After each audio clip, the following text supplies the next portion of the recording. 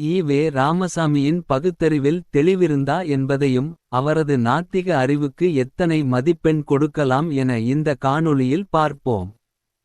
கூறுவது என்ன, நடப்பது என்ன என்கிற தலைப்பின் கீழ் ஈ.வே. ராமசாமி பைபிள் என்கிற துணை தலைப்பில் கூறியது: இயேசு கிறிஸ்து ஒருவன் வலது கன்னத்தில் அடித்தால் இடது கன்னத்தையும் காட்டு என்று தான் கூறியிருக்கிறார் தனது பைபிளில். அந்த பைபிளை அன்றாடம் படித்து வருபவர்கள் தான் துப்பாக்கி முதல் அணுகுண்டு வரை உற்பத்தி செய்து பல ஆயிரக்கணக்கான மக்களை கொன்றனர். அடுத்ததாக குரான் என்கிற துணை தலைப்பில் ஈ.வே. ராமசாமி கூறியது: முகமது நபி சகல மக்களையும் சமமாக கருது என்றுதான் கூறியுள்ளார். அதே குரானை அன்றாடம் படித்து வரும் பாகிஸ்தான் மக்கள் தான் மத வெறி கொண்டு பல்லாயிரக்கணக்கான முஸ்லிம் அல்லாத மக்களை கொன்று குவித்து வருகின்றனர். ஈ.வே. ராமசாமி ஏப்ரல் 10, 1948 குடியரசிலிருந்து. இதேபோல் வேதம் என்கிற தலைப்பில் இந்து மதத்தையும் விமர்சித்திருக்கிறார். இந்து மதத்தை ஈ.வே. ராமசாமி புதியதாக விமர்சிக்கவில்லையே என்பதால் அதனைத் தவிர்த்து அரைவேக்காட்டுதனமாக இதர மதத்தினர் மீது காட்டிய அரைகுறை பகுத்தறிவை அலசி ஆராய்வோம். மேற்கண்டவற்றை வாசித்தபோது தனக்கு தெரியாதவற்றை ஈ.வே. ராமசாமி ஏன் பேசி வாங்கிக்கட்டி கொள்ள வேண்டும் என தான் தோன்றியது.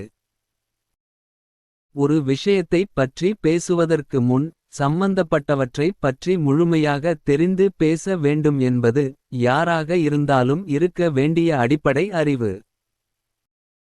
அந்த அடிப்படை அறிவின்றியே ஈ.வே. ராமசாமி பல நேரங்களில் பேசி தன் பகுத்தறிவு எவ்வளவு மானங்கெட்டத்தன்மை கொண்டது என சொல்லாமல் சொல்லிவிடுகிறார். முதலில் ஈ.வே. ராமசாமி பைபிள் குறித்து கூறியதை பார்ப்போம். இயேசு கிறிஸ்து ஒருவன் வலது கன்னத்தில் அடித்தால் இடது கன்னத்தையும் காட்டு என்று தான் கூறியிருக்கிறார் தனது பைபிளில். அந்த பைபிளை அன்றாடம் படித்து வருபவர்கள் தான் துப்பாக்கி முதல் அணுகுண்டு வரை உற்பத்தி செய்து பல ஆயிரக்கணக்கான மக்களை கொன்றனர். நாடு பிடிக்கிற ஆசையில் பல்வேறு உயிர்கொல்லி ஆயுதங்களை கண்டுபிடித்தவனுக்கும் இயேசு கிறிஸ்துவுக்கும் என்னையா சம்பந்தம்? பெரும்பாலான விஞ்ஞானிகள் நாத்திகர்களாக இருந்தவர்களே. அது உயிர் காக்கும் மருத்துவத் துறையை சார்ந்தவர்களாக இருந்தாலும் சரி, உயிரை பறிக்கும் ஆயுதங்களை கண்டு பிடித்தவர்களாக இருந்தாலும் சரி. கி. வீரமணியே அடிக்கடி சொல்லுவார், பெரும்பாலும் நாத்திகர்களே அறிவியல் கண்டு பிடிப்பாளர்களாக இருக்கிறார்கள் என கூறி நோபல் பரிசு பெற்ற விஞ்ஞானிகளில் அநேகம் பேர் நாத்திகர்களே என பட்டியலிடுவார். ஆக ஈ.வே. ராமசாமி புரிதலின்றி தான் பேசி உள்ளார் இந்த விஷயத்தில். இனி இயேசு கிறிஸ்து விஷயத்திற்கு வருவோம். இயேசு கிறிஸ்து ஒருவன் வலது கன்னத்தில் அடித்தால் இடது கன்னத்தையும் காட்டு என்று தான் கூறியிருக்கிறார் தனது பைபிளில் என்று மட்டும் கூறிய ஈ.வே. ராமசாமி ஒன்று பைபிளை ஒழுங்காக படிக்காமலிருந்திருக்க வேண்டும், அல்லது அதிலுள்ள இயேசுவை நிராகரிப்போர் குறித்து இருக்கிற வன்ம வசனங்களை எல்லாம் ஈ.வே. ராமசாமி வாசித்தும் சுயநலத்திற்காக அதனை மறைத்திருக்க வேண்டும். இயேசு கிறிஸ்து என்னவெல்லாம் சொன்னார் என பார்ப்போம். ஈ.வே. ராமசாமி இன்றைக்கு இல்லை என்றாலும் அவரது அடிமைகளுக்கு உதவியாக இருக்கும் நாம் கூறும் பகுத்தறிவு தகவல்கள். தப்பித்தவறி என்றைக்கேனும் கிறிஸ்தவர்களிடம் பகுத்தறிவை காட்ட விரும்பினால் நம் பதிவு உதவும். சென்ற 2020ஆம் வருடம் வட இந்தியாவின் பல பகுதிகள் வெட்டுக்கிளிகளின் படையெடுப்பால் விவசாய நிலங்கள் பெருமளவு பாதிக்கப்பட்டு விவசாயிகள் சொல்ல முடியாத துயரத்தை அனுபவித்தனர். அந்த சூழ்நிலையில் பல கிறிஸ்தவ இணையதளங்கள் வெட்டுக்கிளியின் படையெடுப்பை செய்தியாக போட்டு கீழ்காணும் பைபிள் வசனங்களை சற்றும் வெட்கமே இல்லாமல் எந்த மனிதாபிமான சிந்தனையுமின்றி பிரசுரித்துள்ளன. 13 நான் மழையில்லாதபடிக்கு வானத்தை அடைத்து அல்லது தேசத்தை அழிக்க வெட்டுக்கிளிகளுக்கு கட்டளையிட்டு அல்லது என் ஜனத்திற்குள் கொள்ளை நோயை அனுப்பும்போது 14 என் நாமம் தரிக்கப்பட்ட என் ஜனங்கள் தங்களைத் தாழ்த்தி ஜெபம் பண்ணி என் முகத்தைத் தேடி தங்கள் பொல்லாத வழிகளை விட்டு திரும்பினால் அப்பொழுது பரலோகத்திலிருக்கிற நான் கேட்டு அவர்கள் பாவத்தை மன்னித்து அவர்கள் தேசத்துக்கு க்ஷேமத்தை கொடுப்பேன். 2 நாளாகமம் காலை 7:13 இந்தியாவில் இந்துக்களே விவசாயத் தொழில் புரிவதாலேயே இவ்வளவு வன்மத்துடன் பதிவு செய்து உள்ளனர். எவ்வளவு பெரிய இழி செயல் இது! தன்னை வணங்க மறுப்பவனுக்கு தன் மதத்தை ஏற்க விரும்பாதவனுக்கு இயேசு பிரான் எவ்வளவு பெரிய தண்டனையை தருகிறார் என்பதை உணராத ஈ.வே. ராமசாமி அல்லது உணர்ந்தும் உணராதவனைப் போல் பைபிளும் இயேசுவும் அன்பை போதித்தன என தானாக கதை வசனம் எழுதுகிறார். பரிசுத்த வேதாகமத்தில் இயேசு கூறியது என கூறப்பட்டு உள்ளவற்றை பார்ப்போம். மத்தேயு 10:34 முதல் 37 வரை. 34 பூமியில் சமாதானத்தை உண்டாக்க வந்தேன் என்று நினைக்காதீர்கள். சமாதானத்தை அல்ல, பிரிவினையையே உண்டாக்க வந்தேன்.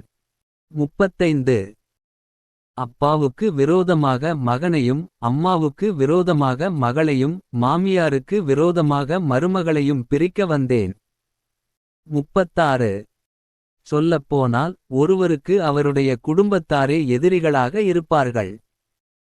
இன்மேல் காட்டும் பாசத்தை விட தன் அப்பாவிடமோ அம்மாவிடமோ அதிக பாசம் காட்டுகிறவன் எனக்குச் சீஷனாக இருக்க முடியாது. இன்மேல் காட்டும் பாசத்தை விட தன் மகனிடமோ மகளிடமோ அதிக பாசம் காட்டுகிறவன் எனக்குச் சீஷனாக இருக்க முடியாது என்று அவர் சொல்கிறார். மத்தேயு 10:34 முதல் 37 வரை. என்னை தன் வயிற்றில் 10 மாதம் சுமந்து பெற்றெடுத்த தாயிடம் நான் இயேசுவிடம் காட்டுகிற பாசத்தை விட பேரன்பை காட்டிவிடக் கூடாதாம். இதுவாயா கடவுள் அன்பை போதிக்கிற லட்சணம்? ஆக ஈ.வே. ராமசாமி ஒன்றை அரைகுறையாக தெரிந்து கொண்டு உளறி இருக்கிறார் என நிரூபணமாகிறது இல்லையா? ஒரு விஷயத்தை முழுமையாக படிக்காமல் தானும் முட்டாளாகி தன்னை சேர்ந்தவனையும் முட்டாளாக்குவது அறிவு மோசடியின்றி வேறென்ன?